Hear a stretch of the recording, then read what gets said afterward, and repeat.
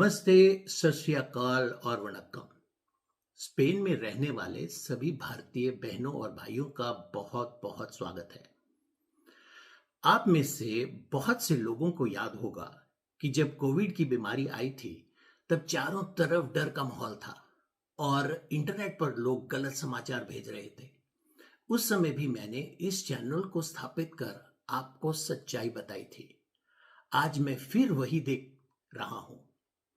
Spain सरकार के immigration खोलने के ऐलान के बाद सोशल मीडिया और टिकटॉक पर लोग सिर्फ अपने लाइक्स और फॉलोअर्स बढ़ाने के लिए झूठी और आधी अधूरी खबरें फैला रहे हैं।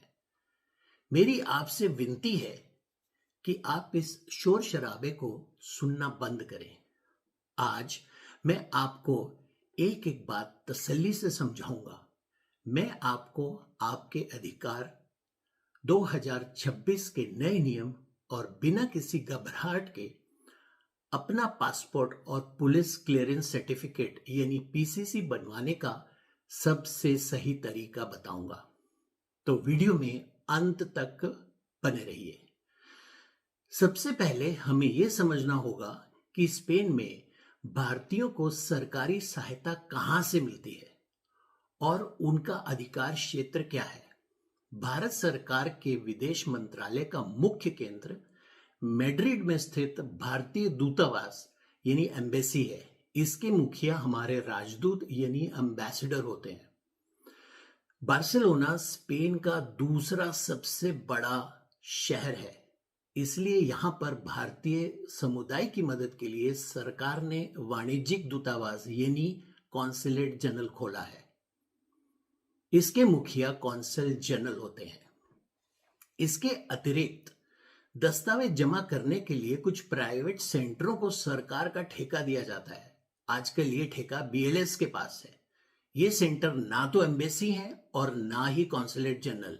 ये केवल एक प्राइवेट सेवा केंद्र है जिन्हें आपकी सुविधा के लिए बनाया गया है, ताकि आप यहां अपने डॉक्यूमेंट जमा करा सकें और इनके पास कोई सरकारी अधिकार भी नहीं होता।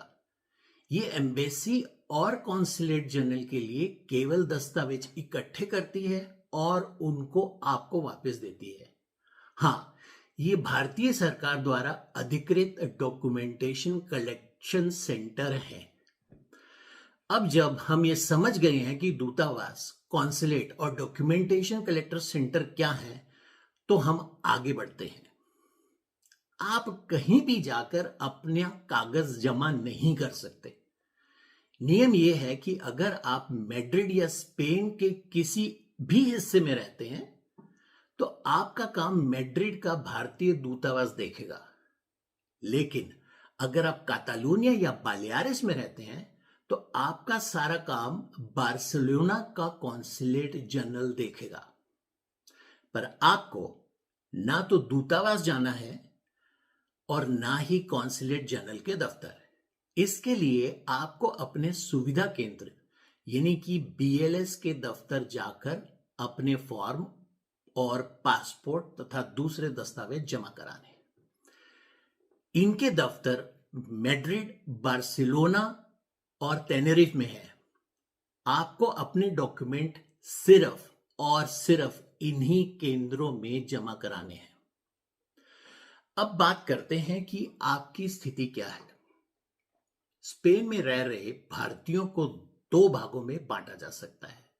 पहले वो जिनके पास कागजात हैं, इन्हें हम डॉक्यूमेंटेड या पक्के कहते हैं।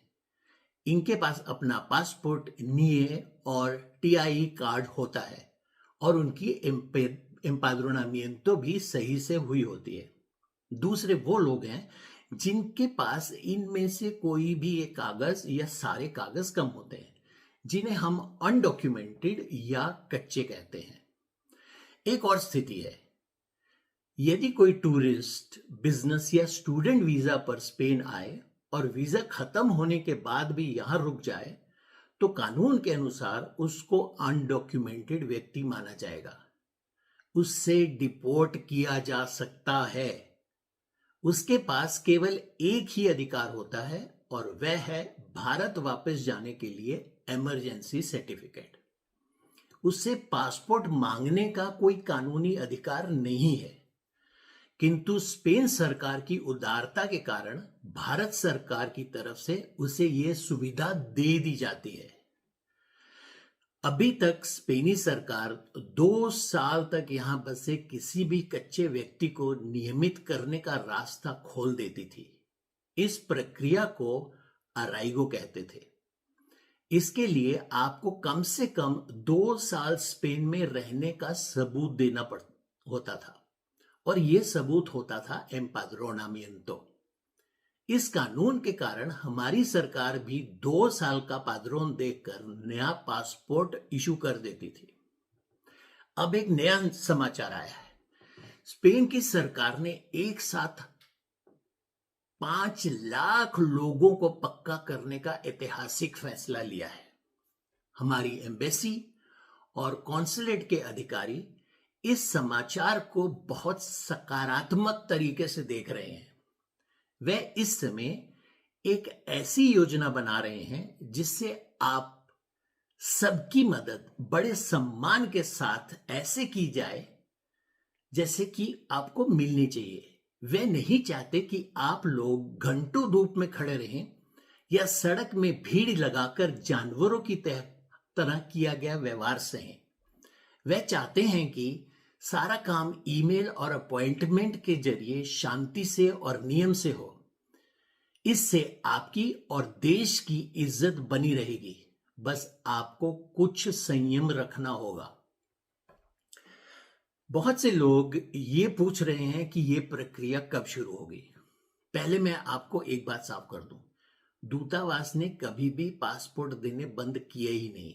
वे तो हमेशा से पासपोर्ट दे ही रहे थे।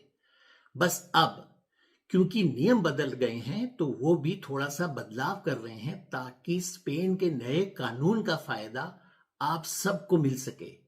स्पेन सरकार ने एक कट ऑफ तिथि तय की है जो 31 दिसंबर 2025 यानी 31 दिसंबर 2025 है। इसका मतलब है कि आपको यह साबित करना होगा कि आपके पास इस तारीख से पहले स्पेन में आ जाने का कोई सबूत है। ये सबूत एम्पाद्रोनामिento जो इस तिथि से पहले हुई हो वही मानी जाएगी।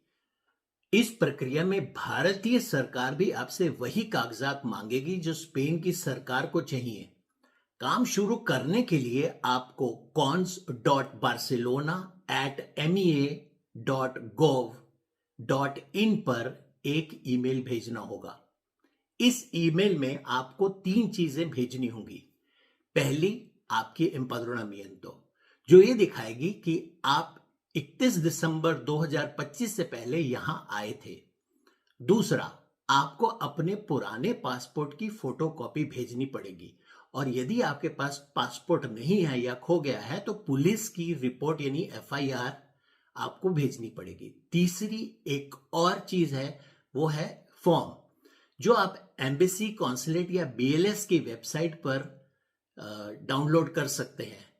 मैं इसको डिस्क्रिप्शन में भी डाल दूंगा। जब आप ईमेल भेज देंगे तो उसे चेक करने के लिए 5 से 10 दिन लगते हैं। आप ये मानकर चलिए कि 2 हफ्ते में आपको जवाब मिल जाएगा। अगर 2 हफ्ते में बीत जाएं और कोई जवाब नहीं आए तब आप BLS के दफ्तर जाकर पूछें या फिर से उसी ईमेल पर फॉलो अप कर सकते हैं। अब बात करते हैं PCC की यानी पुलिस क्लियरेंस सर्टिफिकेट की। ये भी 2 तरह के होते हैं। भारत से इशू किया गया PCC और सप्लीमेंट्री PCC जो कि एम्बेसी या कॉन्सुलेट इशू करता है।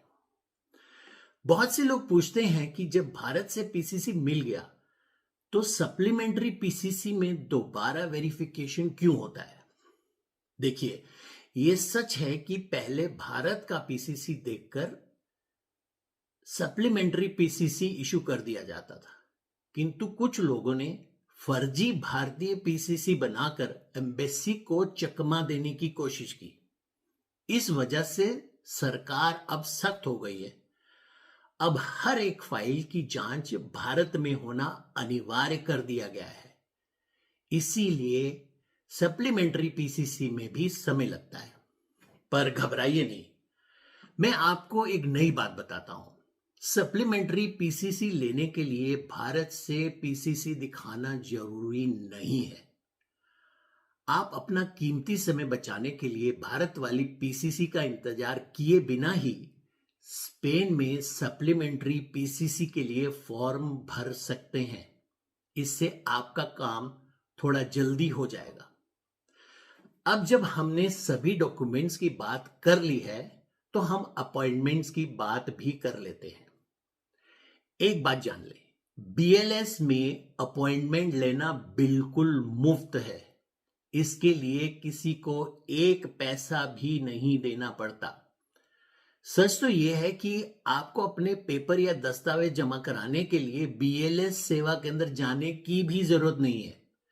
अगर आप मायोर्का या किसी और जगह में रहते हैं जो बार्सिलोना या मैड्रिड से दूर है, तो आप कोरियर के जरिए भी अपने कागजात बीएलएस सेंटर में भेज सकते हैं। जानकार सूत्रों से पता चला है कि बार्सिलोना के बीएलएस सेंटर में हर दिन 300 से 400 लोगों को बुलाने की तैयारी की जा रही है। हमारा अंदाजा है कि करीब 10 से 15,000 भारतीयों को कागज बनवाने हैं। अगर हर दिन 400 लोगों के कागज बन जाते हैं तो 1.5-2 महीने में ही सबका नंबर आ जाएगा। इसलिए घबराकर जल्दबाजी ना करें, सबका काम हो जाएगा। अब प्रश्न यह है कि अब क्या करना है। इसे ध्यान से सुने। सबसे पहले अपने सारे कागजात तैयार करें और उसी ईमेल पर भेजें जिससे मैंने अभी कुछ देर पहले बताया है। अगर आप कागजात सही होंगे तो अधिकारी खुद आपको फोन करके आपको अपॉइंटमेंट दे देंगे। इसलिए ईमेल में अपना मोबाइल नंबर जरूर लिखें। एक ईमेल से केवल एक ही व्यक्ति के कागज भेजें। अगर आप एक ईमेल से 2, 4 या 6 लोगों के कागजात भेजते हैं तो सिस्टम उलझ जाता है और आपकी फाइल रुक सकती है। और एक बात और, यहां पर जब प्रक्रिया शुरू हो जाए तो आप अपने पुलिस स्टेशन से संपर्क बनाए रखें। सूत्रों ने हमें भरोसा दिलाया है कि सबका काम हो जाएगा और देरी तब होती है जब पुलिस की रिपोर्ट आने में वक्त लगता है। इसलिए अपने परिवार के लोगों से बोलें कि वे अपने गांव या शहर के थाने में पुलिस वालों के संपर्क में रहें ताकि आपकी वेरिफिकेशन जल्दी से हो जाए। पूरा काम 10 या 20 दिन में हो जाना चाहिए। यदि आप कोरियर से दस्तावेज ना भेजकर बीएलएस के दफ्तर जाते हैं तो कोशिश करें कि आप अपने फॉर्म पहले से ही भर ले और उनको छाप कर ले जाएं। अगर किसी को जानकारी ना हो तो वो किसी और से भी फॉर्म भरवा सकता है। अगर आप खुद फॉर्म नहीं भर सकते तो वहां दफ्तर में भी 10-15 रुपए देकर आप ये काम करवा सकते हैं। ये सरकारी शुल्क के अतिरिक्त अधिक पैसा आपको देना पड़ेगा। एक सबसे जरूरी बात, जब भी आप कोई पैसा जमा करें तो उसकी पक्की रसीद जरूर मांगे। रसीद लेना आपका हक है और उसी रसीद पर आपका नंबर होता है जिससे आप अपनी फाइल का पता लगा सकते हैं। मेरे प्यारे भाइयों और बहनों, सही जानकारी ही आपकी सबसे बड़ी ताकत है। किसी की बात में आकर अपना पैसा और समय बर्बाद ना करें। जैसे ही कोई पक्की तारीख आएगी मैं सबसे पहले आपको बताऊंगा। तब तक अपनी तैयारी पूरी रखें। अगर आपको कुछ और पूछना हो तो नीचे कमेंट लिखकर लिखें। मैं पूरी कोशिश करूंगा कि आपको जवाब दे सकूं।